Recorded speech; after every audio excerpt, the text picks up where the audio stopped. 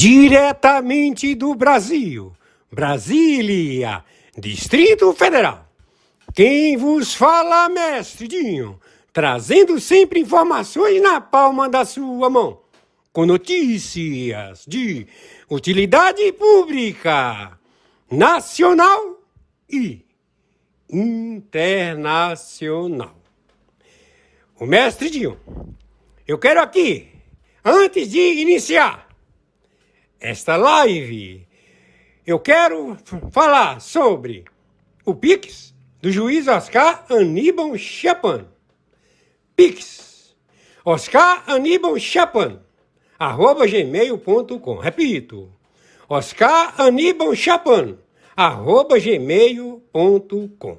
Está na descrição desse vídeo. Olá, amigos e amigas patriotas, eu sou o mestre Dinho Robô News. Fique conosco até o final.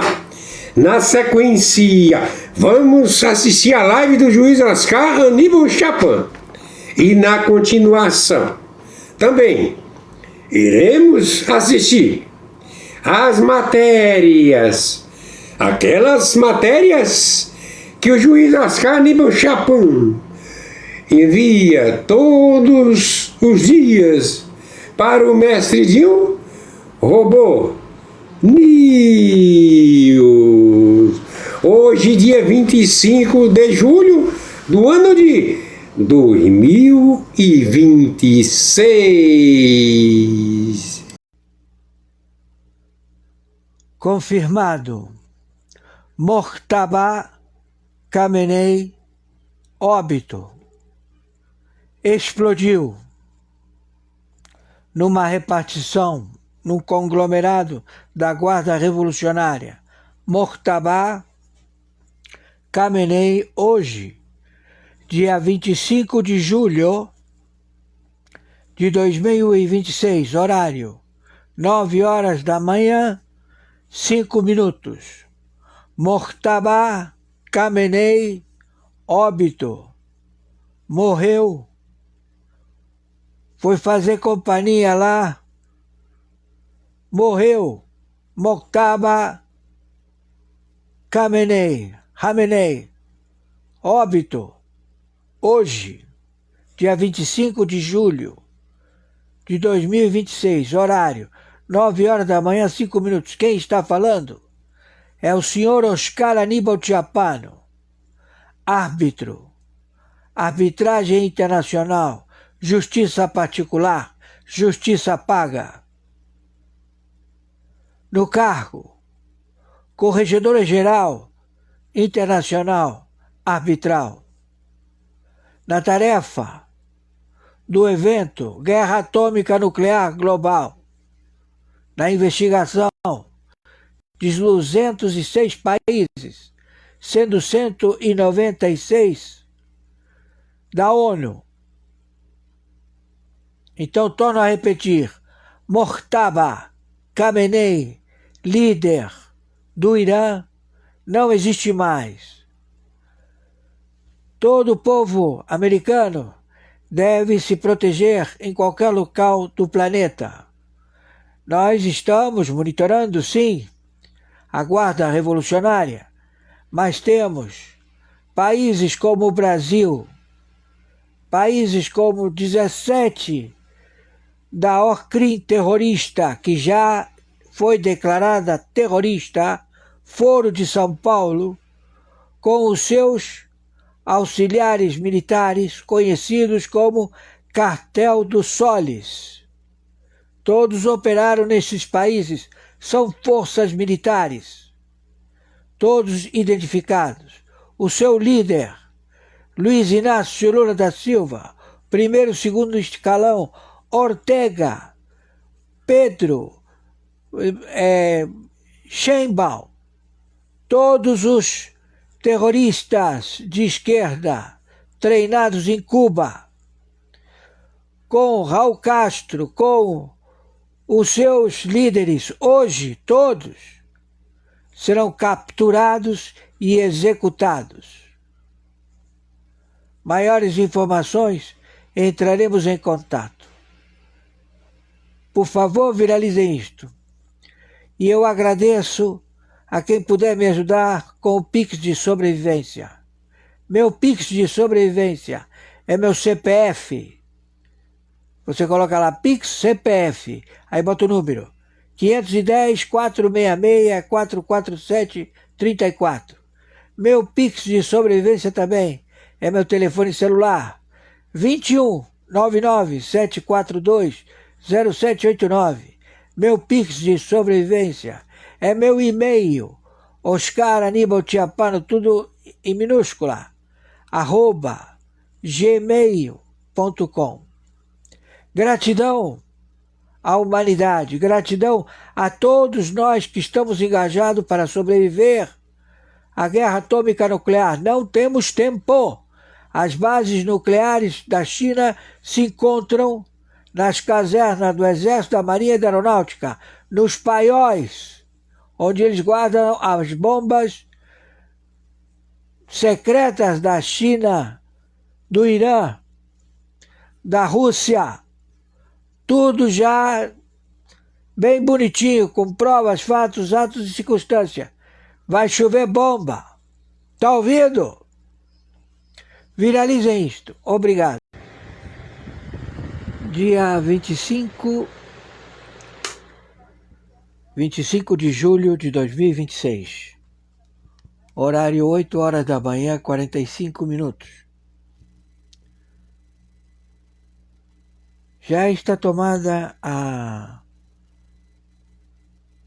posição global em Tratado Ebilate, já identificada a Guerra Mundial Nuclear.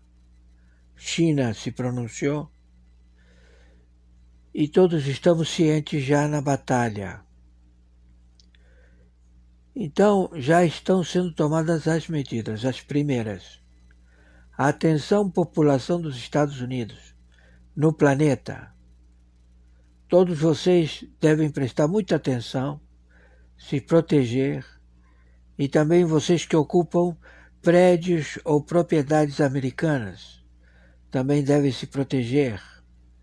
Todo representante de qualquer empresa americana, qualquer empresa de telefonia, tudo que seja americano, tomem vasta prudência, porque aguarda revolucionários terroristas plantados em 28 países da Europa, 17 da América Central, da América do Brasil, todos posicionados para as tarefas terroristas, atentados contra a população. Então já está tudo sendo monitorado. Então estamos em guerra atômica nuclear. Estamos entendidos? Estamos já à extração dessa falsa identidade que o laudo pericial do FBI testifica que esse sujeito que está aí não é o Lula, não é o presidente da República com o nome de Luiz Inácio Lula da Silva. Não, esse que está aí é um espião chinês de nome Moacir. Ele está usando da identidade. Ele sabe que vai ser preso e ele disse que ele vai levar o PT e também o Supremo Tribunal Federal. Ele já confessou. Ele está querendo agora a extração que ele, por continuar com esta bravata, em vez de ele se entregar, acabar com tudo, ele quer dar trabalho. É sempre assim. É como a última prisão dele, que ele enrolou, acabou preso. E agora nós chegamos já a toda a infraestrutura implantada pelo Clinton e pelo Nixon e pelo o sistema que esteve administrando trilhões, de quatrilhões, de quinquilhões de dólares para fazer pagamento destes terroristas. Quem está falando é o senhor Oscar Aníbal Chapano. Arbitragem internacional. Justiça paga. No cargo, juiz corregedor arbitral internacional. Interventor, pela segunda vez, no Tribunal Penal Internacional. Também jurisdição do Supremo Tribunal Mundial, do Tribunal do Brooklyn, em toda a área de jurisprudência. Careço de isonomia. Eu posso agir em todas as áreas. Eu não. O cargo. Então, a tarefa e os relatórios estão sendo revelados todos os dias na plataforma do Facebook. Hoje, dia 25 de julho de 2026, horário 5 horas da madrugada, não, 8 horas da madrugada, 49 minutos. Tenha um bom dia. E estamos aqui. Então, entregue-se, vocês do primeiro e segundo escalão. Se entreguem. Já estão todas as forças-tarefas designadas. As forças-tarefas, hoje tem força-tarefa. Hoje tem Polícia Federal. E tem apreensão de políticos. Governadores, prefeitos. E muita Interpol. Meu Pix de sobrevivência é meu e-mail, oscaranibalchiapano@gmail. Meu Pix de sobrevivência é meu CPF 510 466 447 34. Meu Pix de sobrevivência é meu número de telefone celular 21 99 742 0789. Muito obrigado. Lembranças a todos, oro por vocês todos os dias. Agradeço a todos que me ajudam.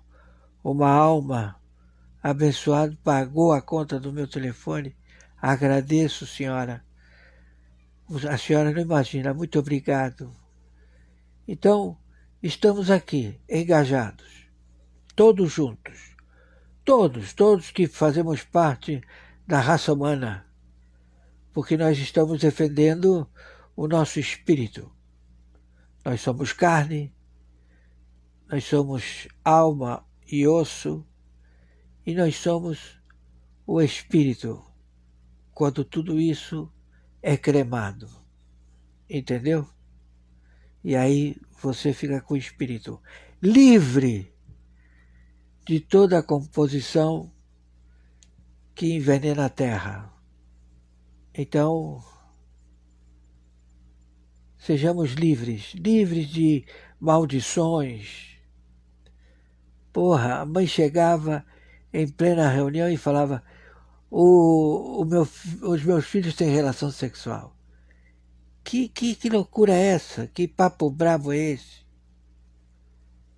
Pois saibam, essas coisas acontecem em todas as famílias. Difamações, enfim, é uma tragédia. E lógico, as pessoas que acreditam, coitados, viram refém, porque isso é bruxaria. É terrível, é terrível. Tenham um bom dia, senhoras e senhores. Gratidão. Sim, isso pode, essas ações, o fato do Lula ter assinado esse decreto, pode sim estimular o governo americano a buscar sanções a pessoas dentro do governo brasileiro. A respeito da diplomacia do Lula, mas aqui também essa carta tem um endereço, chama-se Supremo Tribunal Federal. Fala pessoal, sejam muito bem-vindos, o meu nome é Bruno, começando mais um giro de notícias. Mas antes eu peço que você se inscreva no canal, deixe o seu like, compartilhe o vídeo e ajude esse conteúdo a chegar a mais pessoas. Bora para o vídeo!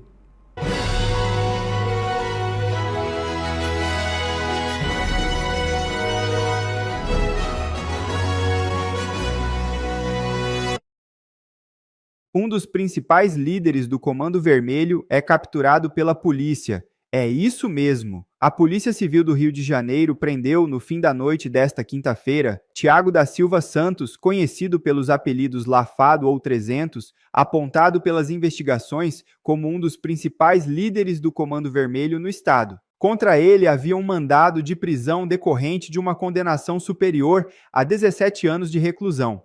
A operação foi realizada por agentes da Delegacia Especializada em Armas, Munições e Explosivos que localizaram o suspeito após um trabalho de inteligência desenvolvido ao longo de quase 2 meses.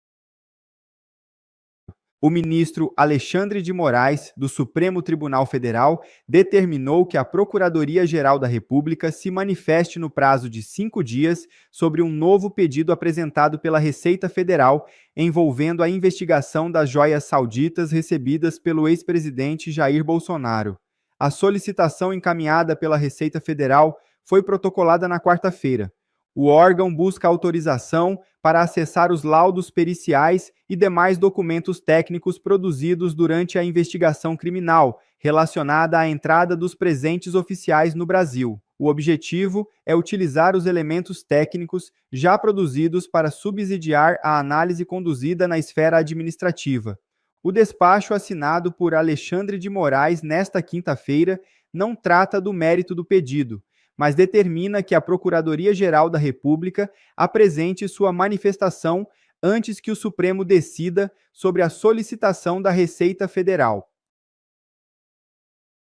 Escritório Comercial dos Estados Unidos, responsável por analisar e indicar sanções tarifárias ao presidente Donald Trump, recebe carta de congressistas republicanos reagindo ao texto sancionado por Lula sobre censura e responsabilização das Big Techs por conteúdos publicados.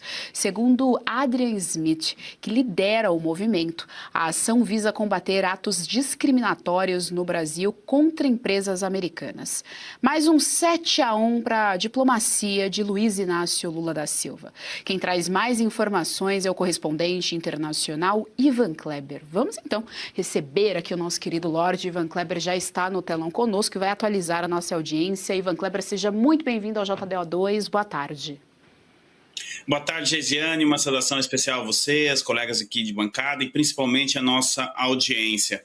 Bom, Geisiane, o Adrian Smith, como você bem disse, é congressista republicano pelo estado do Nebraska e outros 19 congressistas republicanos entregaram uma carta, então, a esta secretaria, denunciando aquilo que eles chamam de regulamentação digital discriminatória no Brasil. Bom, Geisiane, você disse a respeito da diplomacia do Lula, mas aqui também essa carta tem um endereço, chama-se Supremo Tribunal Federal. O que eles estão dizendo aqui, basicamente, é que toda essa tentativa de controlar as redes sociais através das Big Techs americanas, isso está prejudicando a atividade dessas empresas nos Estados Unidos. E eles destacam um ponto aqui que eu quero chamar a atenção, porque o que está acontecendo na União Europeia está sendo replicado no Brasil, Geisiane.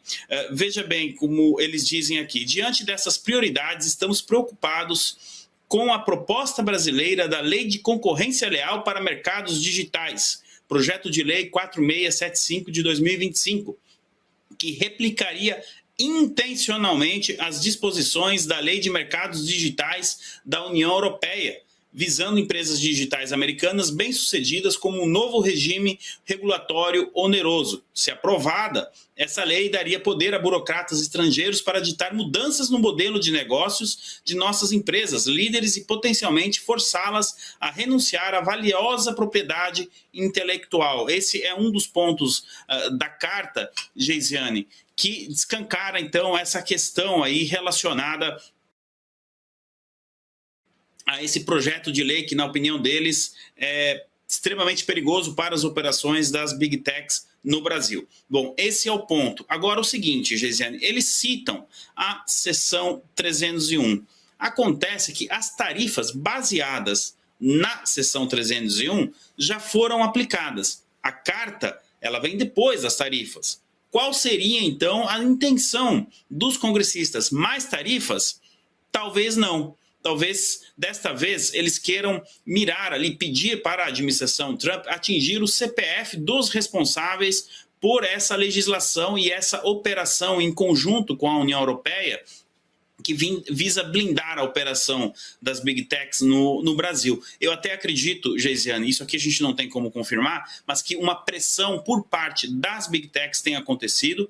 As Big Techs talvez não tenham ficado satisfeitas com a questão das tarifas, porque isso não vai resolver. O projeto de lei está avançando, como a gente está acompanhando. Então, nesse caso, seria necessária talvez uma dose um pouco mais forte aí dessa ação do governo americano. Podemos ter a perspectiva da volta da Lei Magnitsky ou da aplicação da Lei Magnitsky a outros ministros da Suprema Corte, ou também aqueles responsáveis por andar com esse processo, com esse projeto de lei no Congresso? A resposta é sim. Ainda é muito prematuro a gente falar que a Magnitsky será reaplicada ou algo nesse sentido. Mas, se a intenção é justamente fazer uma pressão em cima do Brasil para que o governo brasileiro reverta esta tendência, que vai também na linha da liberdade de expressão, né? Nós estamos acompanhando, o governo americano está falando sobre as eleições no Brasil, sabe-se que sem liberdade de expressão dificilmente você tem um processo eleitoral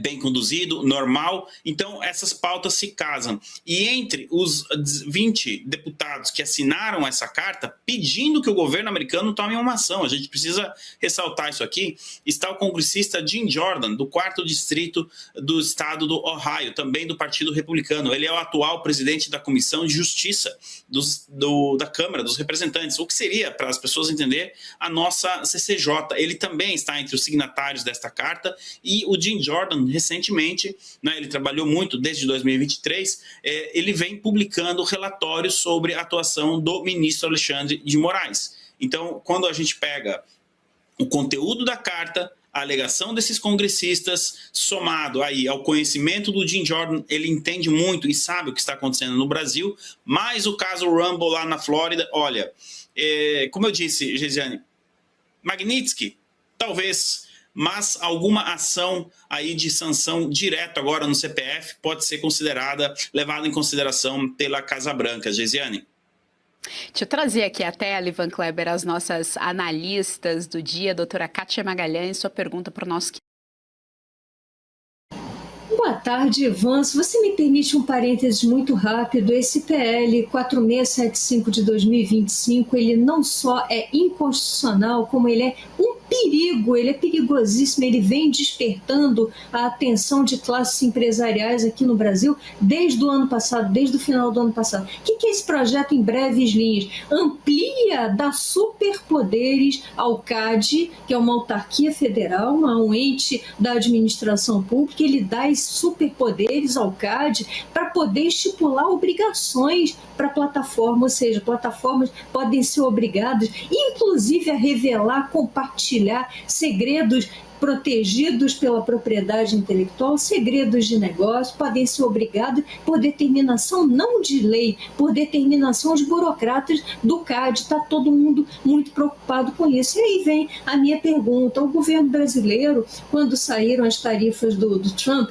ele bravateou e disse que poderia ir à OMC contra os Estados Unidos. Eu enxergo uma eventual aprovação desse PL 4675 como um fundamento mais que plausível para os Estados Unidos aí sim irem à OMC contra o Brasil e até eventualmente nos retirar de acordos, tratados importantes da propriedade intelectual, como o TRIPS, que foi ao qual o Brasil aderiu lá na rodada do GATT, do Uruguai, em 95, e que protege patentes, em particular patentes farmacêuticas. Como é que você enxerga essa questão? Existiria essa possibilidade? Será que o governo Trump estaria disposto a ir tão longe assim?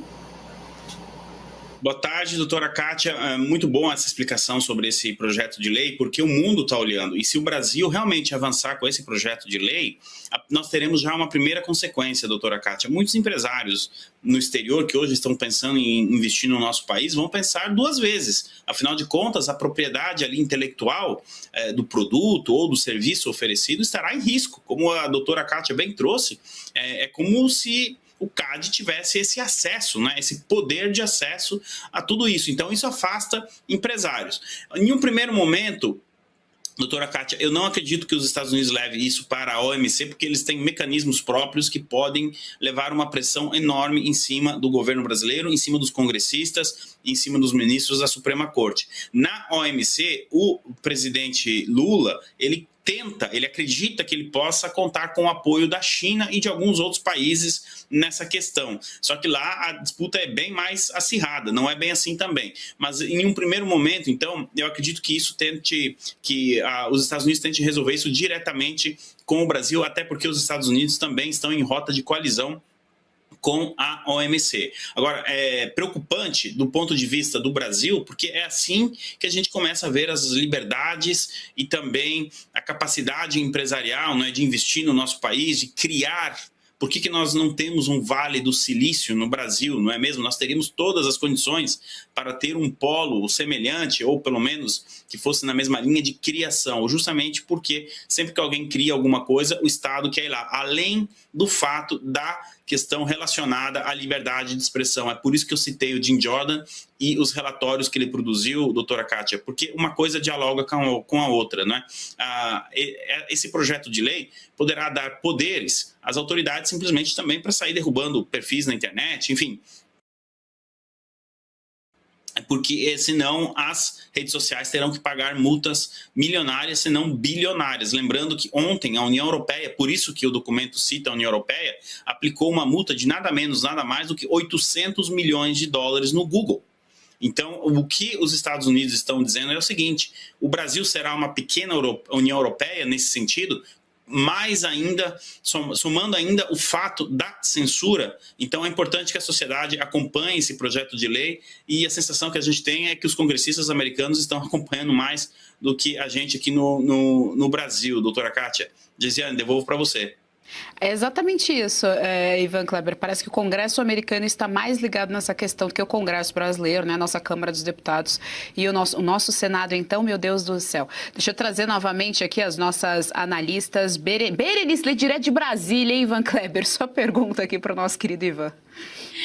Bom, Geise, primeiramente, boa tarde, Ivan. Pegando aqui já na esteira do que a Geise disse, né, em relação à inércia do Congresso Nacional, talvez a gente veja isso até porque muitos parlamentares defendem, né, esse tipo de censura como forma até de blindar. Nós temos visto nesse processo eleitoral, por exemplo, Ivan, só trazendo um parêntese, alguns partidos ali trazendo ações judiciais e falando sobre propaganda eleitoral negativa, né? E sob essa justificativa, ou seja, estão falando mal de mim, eu quero que tire esse conteúdo do ar, o que é um absurdo, né?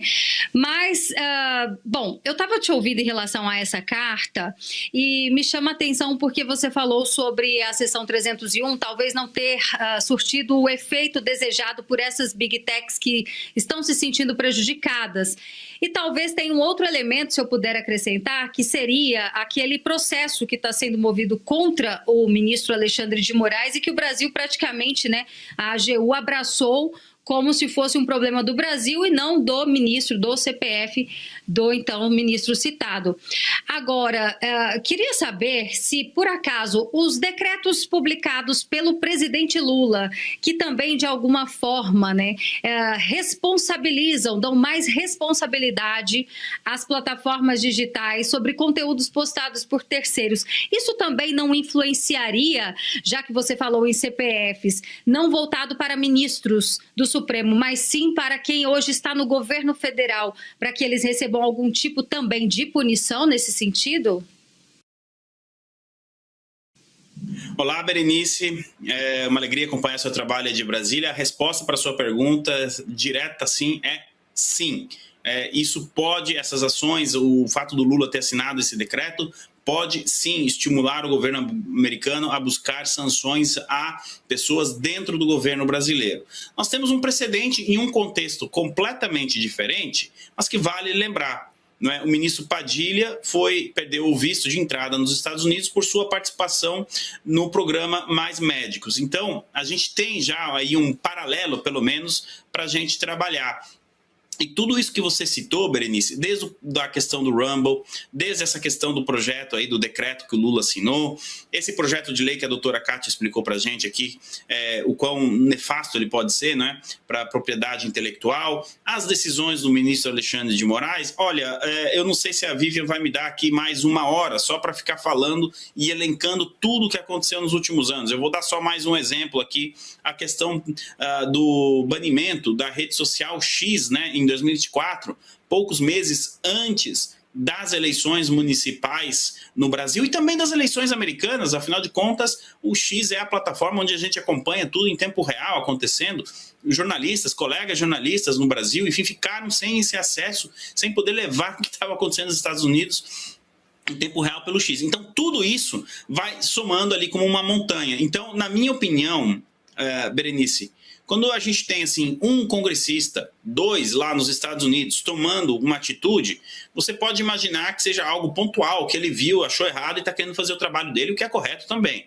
Agora, quando nós temos 20 congressistas, e eu fui dar uma olhada na lista de todos os Estados Unidos, ou seja, não é de um estado ou outro específico, você tem deputados ali, congressistas de todo o país. Isso significa que é um assunto extremamente importante, que está sendo levado a sério e que olha como funcionam as coisas nos Estados Unidos, né? São congressistas do Partido Republicano exigindo uma ação do governo Trump, que é do Partido Republicano. Na carta, eles dizem nas entrelinhas o seguinte: olha, vocês aplicaram as tarifas, mas essa questão está andando lá, as tarifas não vão resolver esse problema. Precisamos aumentar aí a dose, então, para ver se alguém lá no Brasil toma ciência do que está acontecendo, e aí quando de repente doer no bolso ou não poder mais viajar, talvez nem para a Europa, aí eles comecem a rever o que eles estão querendo aprovar lá no Brasil. Geisiane, devolvo para você. Fala, rapaziada, como é que vocês estão? Espero que vocês estejam muito bem.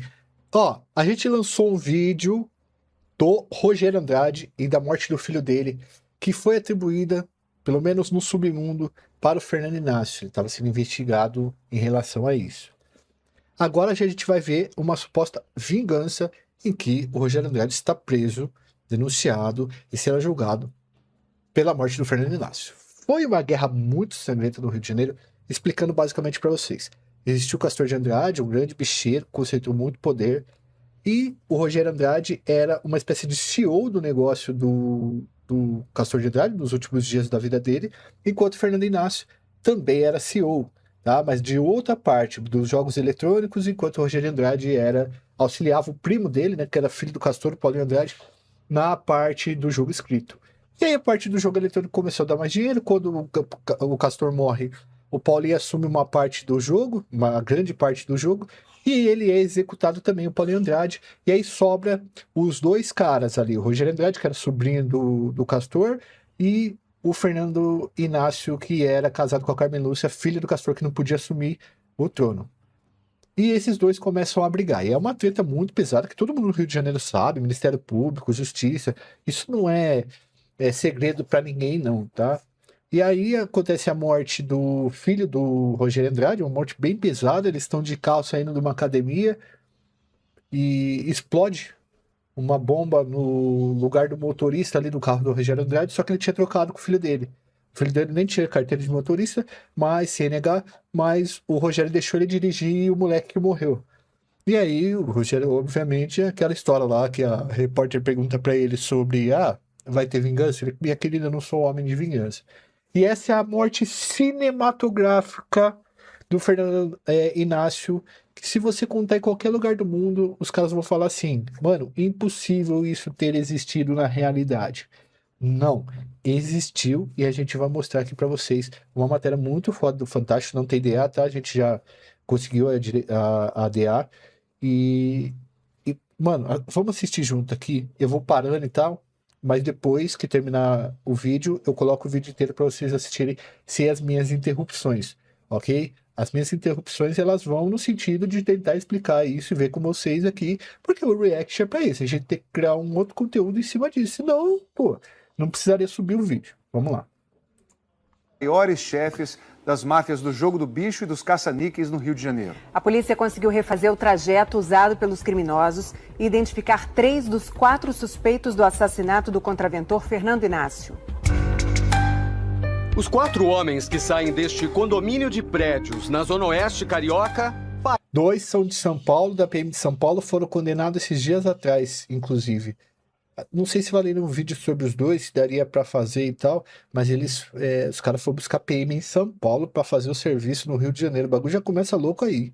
Parecem acima de qualquer suspeita. Mas a polícia diz que 1h30 antes de aparecerem nessas imagens, obtidas com exclusividade pelo Fantástico, eles tinham cometido um dos crimes mais audaciosos da história da Você sabe que tá todo mundo de preto aí pra dar uma camuflada, né? Vocês vão perceber isso depois. Contravenção do Rio de Janeiro. Um dos chefes do Jogo do Bicho no Rio de Janeiro foi assassinado hoje ao desembarcar de um helicóptero. Fernando Inácio também chefiava um grupo criminoso que explorava caça-níqueis no estado. Genro e herdeiro de um dos maiores bicheiros do Rio, Castor de Andrade. Fernando Inácio morreu atingido por tiros de fuzil neste heliporto na Barra da Tijuca, no início da tarde do dia 10 de novembro. Os investigadores se surpreenderam com a exatidão das informações dos assassinos, que conseguiram monitorar o homem que andava sempre com 8 seguranças. Sabiam, inclusive, onde o contraventor tinha deixado o carro estacionado antes da viagem. As balas. Chega a assustar a grande Moisés Santana. Ó, isso aí foi brabo. Moisés Santana não tinha tantos anos de carreira. Se eu não me engano, ele estava começando na Polícia Civil, tinha alguns aninhos. E aí ele pegou o trampo. O trampo talvez mais espinhoso. Um abraço, Moisés. Talvez o trampo mais espinhoso da história do Rio de Janeiro, que é a morte de Fernando Inácio, que, tipo, fechava um ciclo, mas abria outro, né? Fechava um ciclo da guerra, mas abria outro de investigar quem fez isso. E se prender o cara, mexer com todo o Jogo do Bicho. Olha, eu vou falar pra você que isso aí é pesado. Moisés teve trampo pra caralho aí. A forma como foi feito o crime, né? A violência. O roteiro parece o de um filme. O crime à luz do dia, planejado e executado com precisão, deixaria poucas pistas. Como sempre aconteceu na disputa sangrenta da máfia dos caça-níqueis no Rio de Janeiro. Os assassinos só não contavam que parte da ação ficaria registrada por aquela câmera de segurança. Assim como eles estavam vestidos de preto, você vê aí as tonalidades de verde e preto, né, junto com as sombras da localidade, essa câmera, ela estava camuflada. No momento de nervosismo, você não encontra essa porra, mano. Olha só como é que ela tá aqui, tá ligado? Ela é pequena e ela tá de branco ao lado do cal. Então, era muito difícil. No processo, tem lá escrito que os caras não identificaram a câmera. Exatamente por isso. E talvez a inexperiência dos caras. Porque esses 2 policiais militares, muito provavelmente eles foram contratados, porque eles eram de São Paulo e ficaria mais difícil de você identificar no Rio de Janeiro, porque é aquela história, pessoal. Quando acontece um crime desse de pistolagem, a polícia do Rio de Janeiro, ela já sabe algumas pessoas que poderiam ter feito esse crime. Antes de 2020, teria o Rony Lessa, o Adriano da Nóbrega, o Dr. Linguiça, uma par de gente, aí, não, uns 10 caras que poderia fazer esse tipo de crime, um médio e tal. Agora, em 2020, os caras sabiam quem que eram os pistoleiros que poderiam ter tirado a vida. Quando você contrata os caras que são de São Paulo, alguns desses caras, é muito mais difícil de encontrar esses caras, porque ninguém conhece. O rosto deles é muito difícil de se conhecer. A PM de São Paulo tem 100 mil pessoas. Então, é mais fácil de você escapar dessa situação. E às vezes o cara não tem a malícia da pistolagem, que é aquela malícia de você mapear as câmeras, mapear a localidade, ficar dias e dias rodando ali para ver o cotidiano, quem passa ali todos os dias, tal, essas coisas, para evitar que seja pego. E aí também pagar a polícia para que você não seja, né, para facilitar um pouco sua vida. Foi o começo de uma investigação trabalhosa. As imagens mostram a chegada dos criminosos a um terreno ao lado do heliporto onde Fernando Inácio desembarcaria. Eram 9 da manhã quando os bandidos entraram pelo matagal. Eles passaram 4 horas escondidos ali, à espera da chegada do contraventor. Mas já tinham estado no mesmo lugar nas 2 madrugadas antes do dia do crime, como também ficou registrado pela câmera. Esta escada improvisada que foi deixada para trás foi usada por eles para passar pelos muros de 3 metros de altura.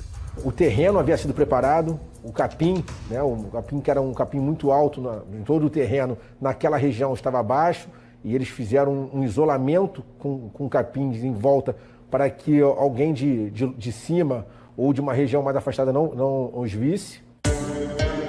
Os investigadores descobriram que os assassinos usaram mato para camuflar a grade que separa o terreno abandonado do estacionamento do heliporto, onde estava o carro de Fernando Inácio. Os canos dos fuzis usados pelos criminosos também estavam camuflados. Fernando Inácio estava a 4 metros de distância do muro quando foi... Tudo isso é engenharia da morte, tá? Mas ainda acho que algumas questões aí tão amadoras para quem são pistoleiros de aluguel mesmo de verdade. Por que eu tô falando isso? Porque a gente estudou os casos do Adriano da Nóbrega e do Rony Lessa. Mas aí é outro patamar de pistolagem também, né?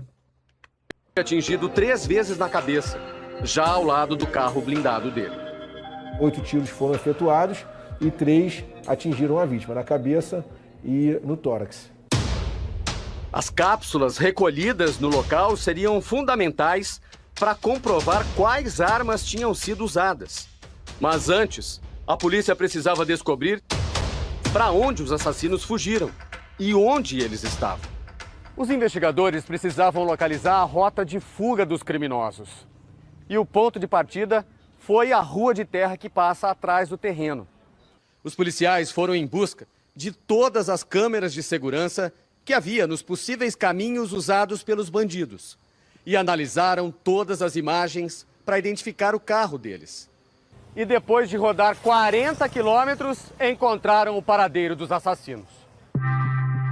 Demorou apenas 7 dias para a Delegacia de Homicídios conseguir montar o quebra-cabeça da rota de fuga. A última câmera revelou mais do que o lugar para onde o carro foi.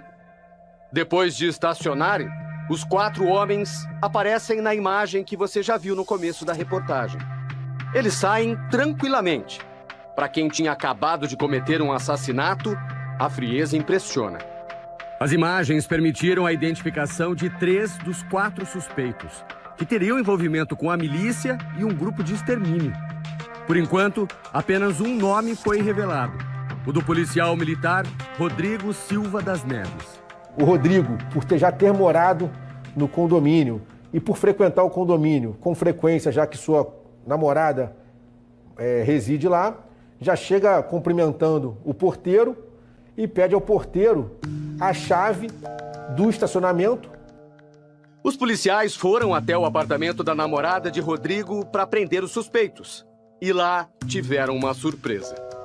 Nós entramos na residência para efetuar sua prisão em flagrante pelo crime de homicídio. Já nos deparamos com um armamento, um dos fuzis, no primeiro cômodo.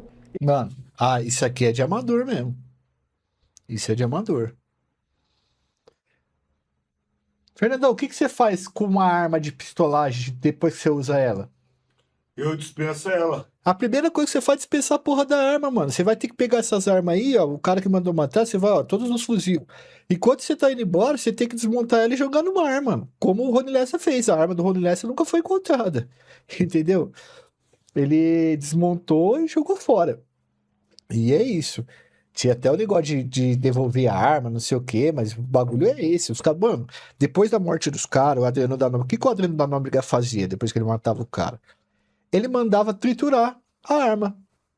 A primeira coisa que ele fazia, mano, saía do lugar e mandava triturar a arma, sacou? Pronto. Acabou. O instrumento do crime, agora, porra, tá dentro da casa da mulher do cara. Qual que é os 2 primeiros lugares que o cara vai? O lugar que o cara reside e o lugar que o cara sempre vai. E encontramos as outras 3 armas, inclusive as 2 utilizadas. Tínhamos a certeza que eram as armas do crime, justamente pela camuflagem com a vegetação do local em que foi utilizado. O exame de balística que você vê nessas imagens exclusivas comprovaram que os tiros que mataram o Fernando Inácio partiram de 2 dos fuzis apreendidos. Os 4 suspeitos estão foragidos. Os investigadores já sabem que o policial militar Rodrigo Silva das Neves era presença constante nos camarotes da escola de samba Mocidade Independente de Padre Miguel. Quem é o presidente da escola da Mocidade Independente de Padre Miguel? Bangu, Padre Miguel, região ali, tá? O presidente era o antigo Castor de Andrade. Depois do Castor de Andrade veio o Paulinho Andrade. Depois do Paulinho Andrade veio um cara chamado Rogério Andrade. Ele dizia a amigos que chegou a trabalhar como segurança na quadra. A escola tem como patrono o principal rival de Fernando Inácio, Rogério Andrade, sobrinho de Castor de Andrade. Uma briga sangrenta dividiu a família pelo comando da máfia do Jogo do Bicho. Agora eu vou pedir pro Fernandão colocar aqui pra nós a thumb do Rogério Andrade pra vocês irem pro vídeo que a gente fala da morte do filho do Rogério Andrade. Pra vocês observarem aí, assistirem, que a gente trabalha com mais detalhes. A gente conta todos os detalhes aí dessa morte, tá bom? E vai ficar o link aí no primeiro comentário também, ok? E a exploração de máquinas caça-níqueis na zona oeste do Rio de Janeiro. Desde o fim da década de 1990, foram mais de 60 assassinatos de pessoas ligadas à contravenção no Rio. Um levantamento feito pelo Fantástico revela que pelo menos 56 deles não foram solucionados até hoje. Um dos crimes de maior... Ó, Alcebiades Paes Garcia, o Bid, o Falcon, Marcelo Diotti, Zé Personal. Nossa, é muita gente, bicho. Ailton Scafura, filho do Piruinha. É muita gente. Se for listar aí tanta gente que morreu no Jogo do Bicho, é muita gente mesmo. A maior repercussão foi o de Ailton Scafura, em 2017.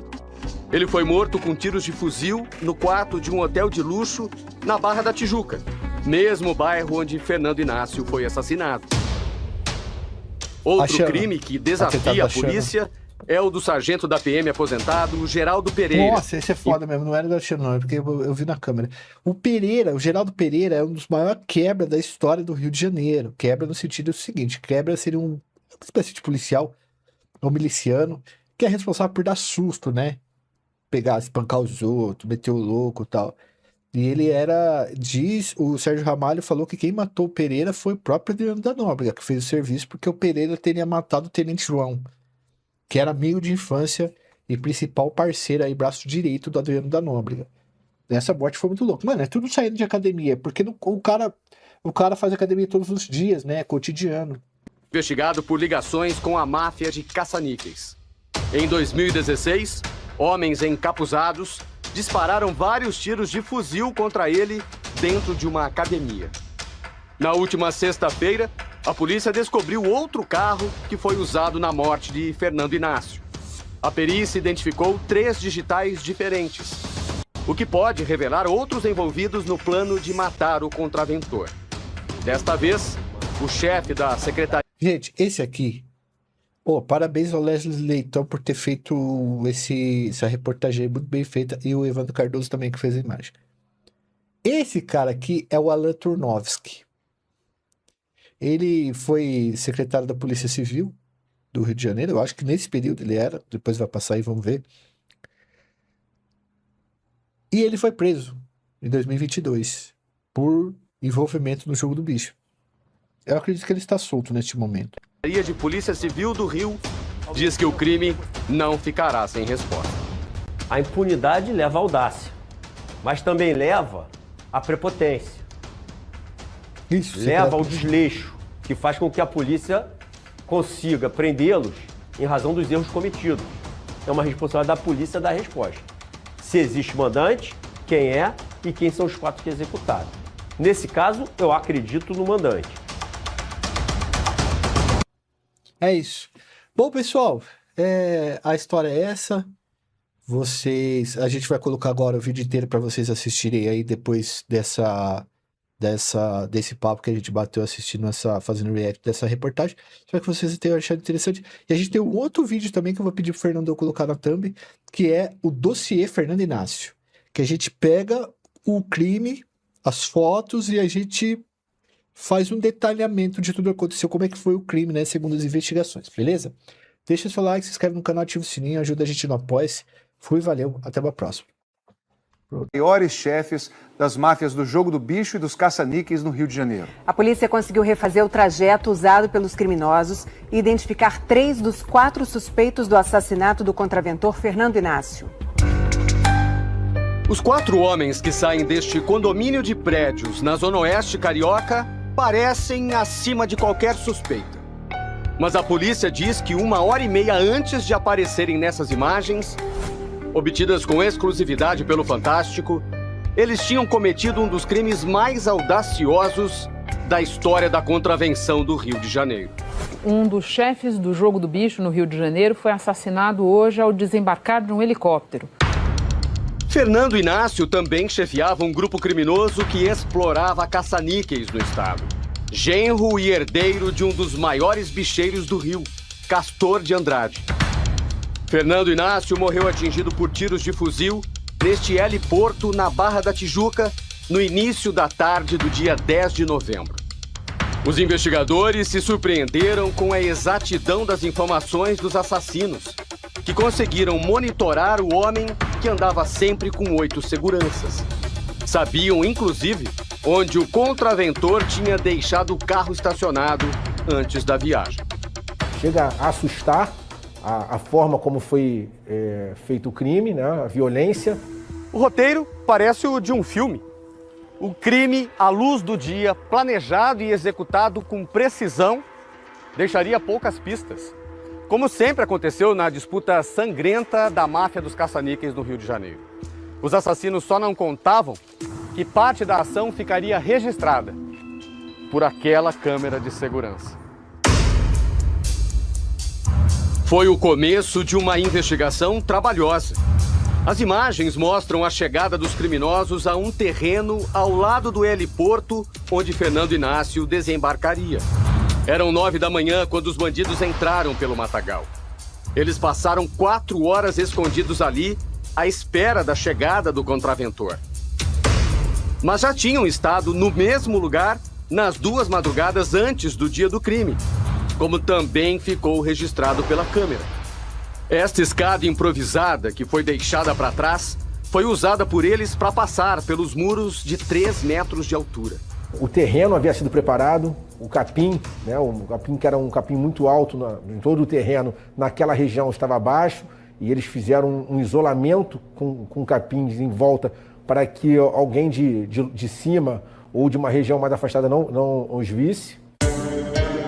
Os investigadores descobriram que os assassinos usaram mato para camuflar a grade que separa o terreno abandonado do estacionamento do heliporto, onde estava o carro de Fernando Inácio. Os canos dos fuzis usados pelos criminosos também estavam camuflados. Fernando Inácio estava a 4 metros de distância do muro quando foi atingido 3 vezes na cabeça, já ao lado do carro blindado dele. 8 tiros foram efetuados e 3 atingiram a vítima na cabeça e no tórax. As cápsulas recolhidas no local seriam fundamentais para comprovar quais armas tinham sido usadas. Mas antes, a polícia precisava descobrir para onde os assassinos fugiram e onde eles estavam. Os investigadores precisavam localizar a rota de fuga dos criminosos. E o ponto de partida foi a rua de terra que passa atrás do terreno. Os policiais foram em busca de todas as câmeras de segurança que havia nos possíveis caminhos usados pelos bandidos e analisaram todas as imagens para identificar o carro deles. E depois de rodar 40 quilômetros, encontraram o paradeiro dos assassinos. Demorou apenas 7 dias para a Delegacia de Homicídios conseguir montar o quebra-cabeça da rota de fuga. A última câmera revelou mais do que o lugar para onde o carro foi. Depois de estacionarem, os 4 homens aparecem na imagem que você já viu no começo da reportagem. Eles saem tranquilamente. Para quem tinha acabado de cometer um assassinato, a frieza impressiona. As imagens permitiram a identificação de 3 dos 4 suspeitos, que teriam envolvimento com a milícia e um grupo de extermínio. Por enquanto, apenas um nome foi revelado: O do policial militar Rodrigo Silva das Neves. O Rodrigo, por já ter morado no condomínio e por frequentar o condomínio com frequência, já que sua namorada reside lá, já chega cumprimentando o porteiro e pede ao porteiro a chave do estacionamento. Os policiais foram até o apartamento da namorada de Rodrigo para prender os suspeitos. E lá tiveram uma surpresa. Nós entramos na residência para efetuar sua prisão em flagrante pelo crime de homicídio. Já nos deparamos com um armamento, um dos fuzis, no primeiro cômodo e encontramos as outras 3 armas, inclusive as 2 utilizadas. Tínhamos a certeza que eram as armas do crime, justamente pela camuflagem com a vegetação do local em que foi utilizado. O exame de balística que você vê nessas imagens exclusivas comprovaram que os tiros que mataram o Fernando Inácio partiram de 2 dos fuzis apreendidos. Os 4 suspeitos estão foragidos. Os investigadores já sabem que o policial militar Rodrigo Silva das Neves era presença constante nos camarotes da escola de samba Mocidade Independente de Padre Miguel. Ele dizia a amigos que chegou a trabalhar como segurança na quadra. A escola tem como patrono o principal rival de Fernando Inácio, Rogério Andrade, sobrinho de Castor de Andrade. Uma briga sangrenta dividiu a família pelo comando da máfia do Jogo do Bicho e a exploração de máquinas caça-níqueis na zona oeste do Rio de Janeiro. Desde o fim da década de 1990, foram mais de 60 assassinatos de pessoas ligadas à contravenção no Rio. Um levantamento feito pelo Fantástico revela que pelo menos 56 deles não foram solucionados até hoje. Um dos crimes de maior repercussão foi o de Ailton Scafura, em 2017. Ele foi morto com tiros de fuzil no quarto de um hotel de luxo na Barra da Tijuca, mesmo bairro onde Fernando Inácio foi assassinado. Outro crime que desafia a polícia é o do sargento da PM aposentado Geraldo Pereira, investigado por ligações com a máfia de caça-níqueis. Em 2016, homens encapuzados dispararam vários tiros de fuzil contra ele dentro de uma academia. Na última sexta-feira, a polícia descobriu outro carro que foi usado na morte de Fernando Inácio. A perícia identificou 3 digitais diferentes, o que pode revelar outros envolvidos no plano de matar o contraventor. Desta vez, o chefe da Secretaria de Polícia Civil do Rio diz que o crime não ficará sem resposta. A impunidade leva à audácia, mas também leva à prepotência. Leva ao desleixo, que faz com que a polícia consiga prendê-los em razão dos erros cometidos. É uma responsabilidade da polícia dar resposta.